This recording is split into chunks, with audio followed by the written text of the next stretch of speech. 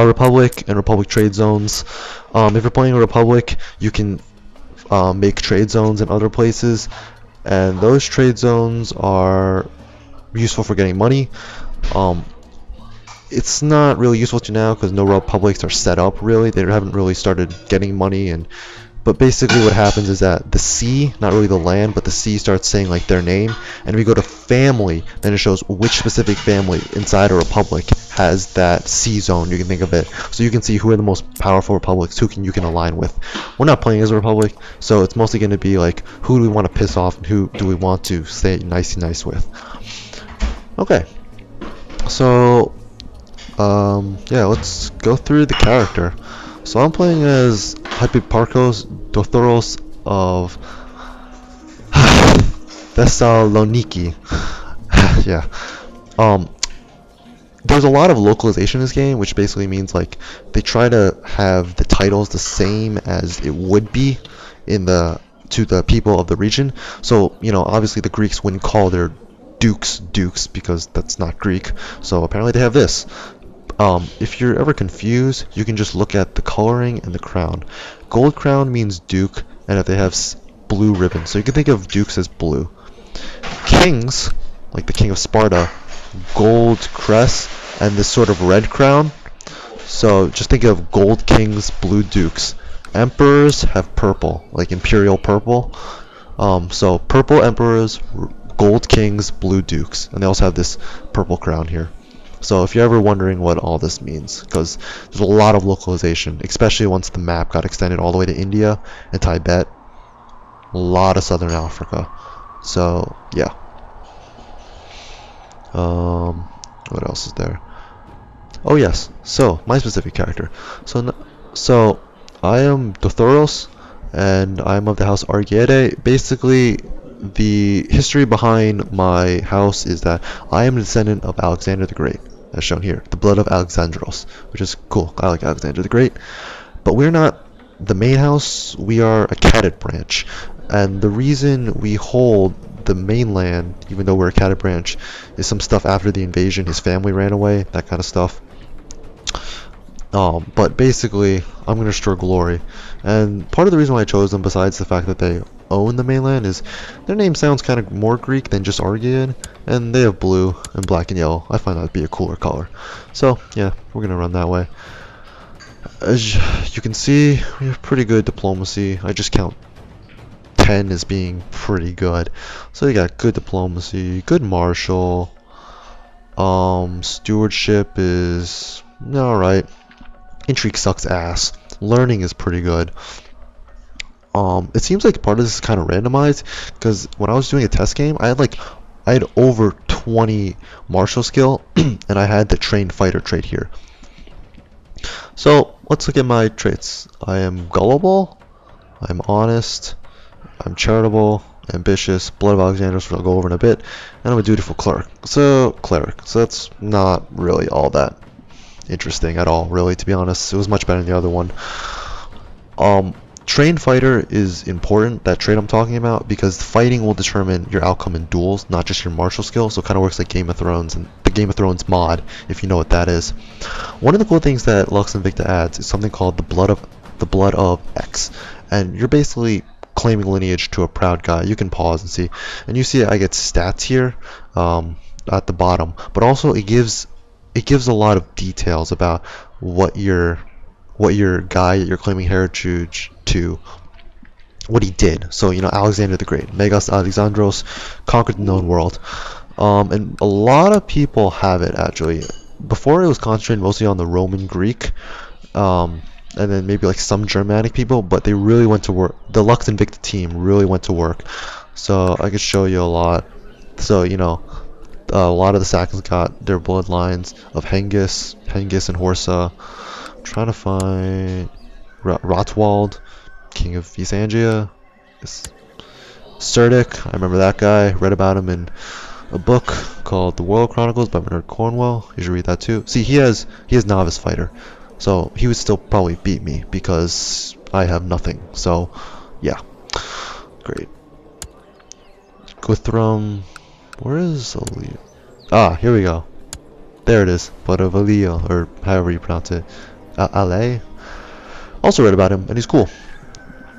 And speaking of the Saxons and the Christians, going back to religion, even though there are a lot of religion everywhere, Christianity and Islam didn't do as well in this realm as in ours. But as you can see, Christianity still has some of a holding, more so than the other religions. So it's still, I guess, relatively potent. Yeah. So, my plans for this game is I'm going to try to restore Arcane Macedonia, which is one of the titles. Actually, I might not do it because right now it doesn't have a flag. I guess it's kind of a glitch. I may take over Rome, take over all of the Roman Empire, and everything Alexander conquered, except for maybe Britain. As for religion, I want to try out Solar Imperial, because that's the focus of this religion.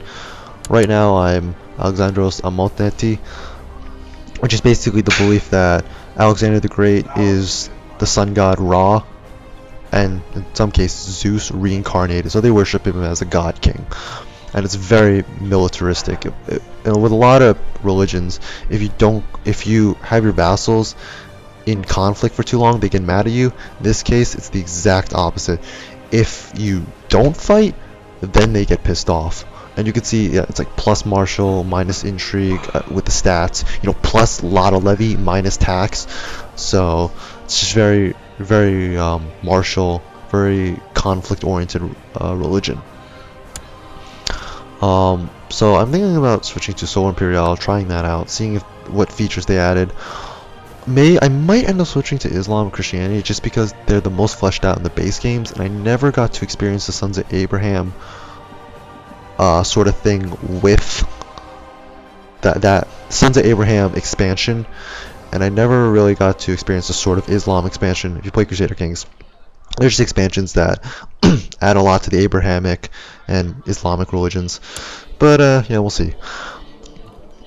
And then culture, I'm gonna stay Hellenic, yeah, because Greek people get these really awesome companion cav, yeah, buddy. And I think we start. No, we don't. Okay, so we don't. Okay, I lied. In the other version of the game, you start with the companion calves already in your capital. But I guess... Nope, okay, I guess not. We still have a lot of heavy cav, as you can see here. This guy definitely has a lot of heavy cav. I like the Greek. That's nice. That's a nice touch.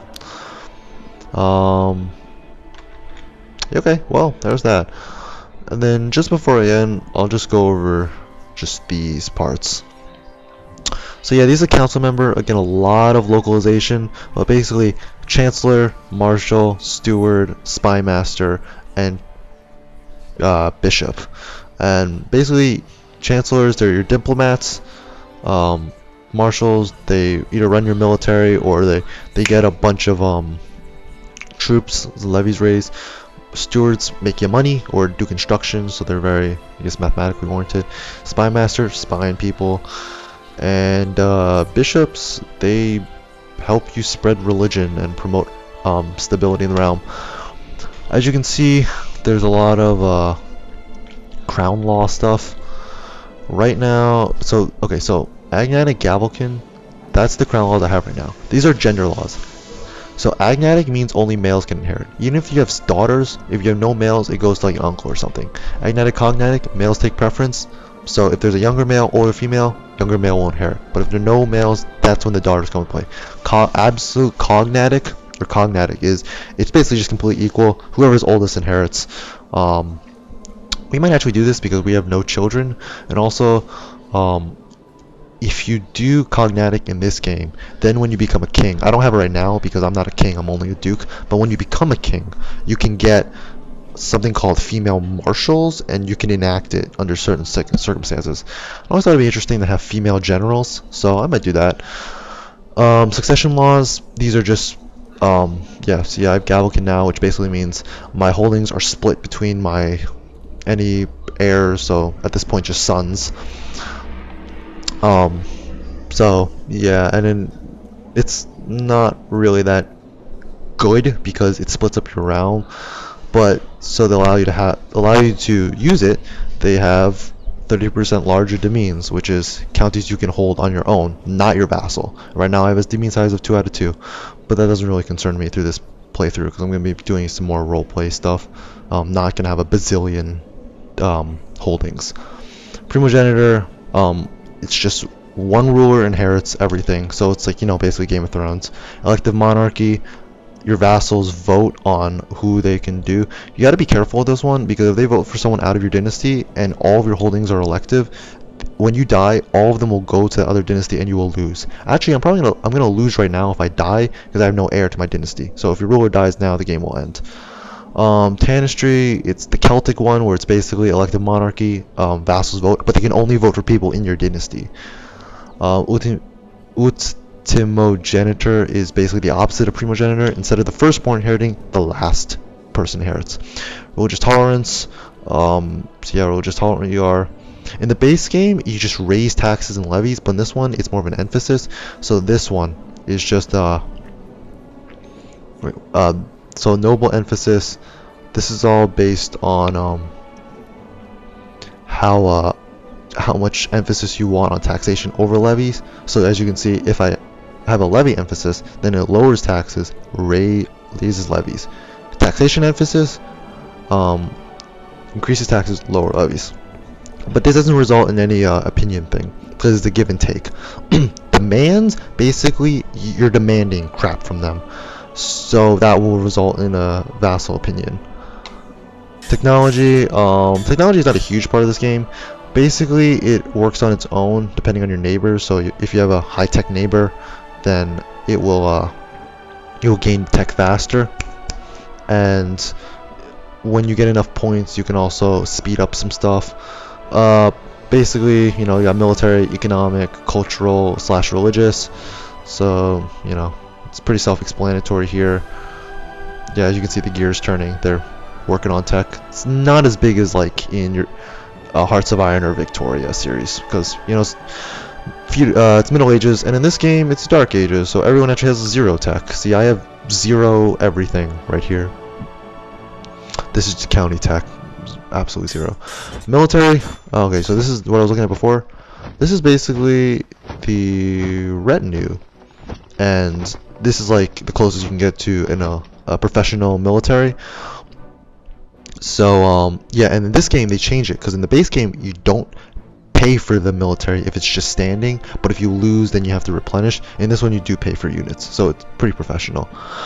It'd be nice if you could tell them to stop our rebellions and build stuff like in Europa Universalis.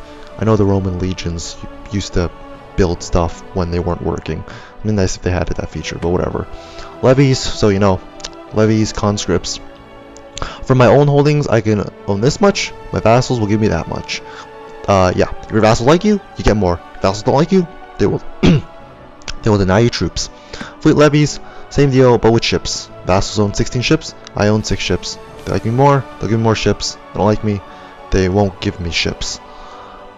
Intrigue, decisions, so I can go on a survey realm, see what's up in the realm. Hold a festival to honor Alexander the Great. Who doesn't want to do that? A whole bunch of this stuff. Yep. Yeah, so I can invite people to my court, see what I was talking about. Hand out titles, have a feast later, donate to priesthood, and this is titular emperor. So these are empires that don't have any titular, they don't have any de jure claims, so they're not going to show up on this map. So yeah, I wanted Arcane Macedonia, but I don't think it's gonna work because they just don't have a flag, which is unfortunate. Just see this. No, whatever. You can also plot. So you know, I want to revoke this from my vassal, so I can, like, you know, start a plot here. Oh, that's not doing anything. Start a plot and figure some shit out. Auto invite plotters. I'll go into more in this next round, and this is the next time. Everyone seems to want to join that plot. Factions. You can join factions or you can leave them, and they're mostly about independence, succession, that kind of stuff. And it's about providing a unified front. So if you have like rebellions in your realm, or if you're rebelling against your liege lord, which I don't have, so I don't need to worry about that, then it becomes a big deal. Like, it's more unified, because in the beginning of the game there was no faction system, so everyone would just rebel on their own. It was really easy to stamp people out individually. This makes it much more unified, much more difficult, since it's like, yeah, it's a unified rebellion really. And this is religion. We don't have a moral head, but if like we were Catholic, the Pope would go here. These are holy sites. These are our holy sites. No one from our bishops own that. And this is the name of our patriarchs. Depending on your crown laws, you can elect them, or your religious head elects them. But it means that we don't have no religious head. I just select them anyway, so no big deal, guys. So that's really it. I'm gonna stop it now, and